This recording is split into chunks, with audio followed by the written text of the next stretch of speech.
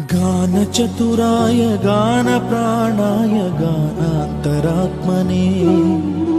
गानोत्सुकाय गानमत्ताय गानोत्सुकमनसे गुरुपूजिताय गुरुदैवताय गुरुकुलस्थायिने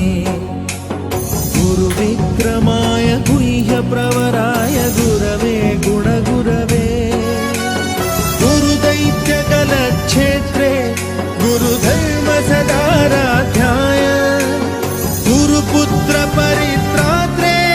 गुरुपाखण्डखण्डकाय गीतसाराय गीततत्त्वाय गीतगोत्राय धीमहि गूढगुल्फाय गन्धमत्ताय गोजयप्रदाय धीमहि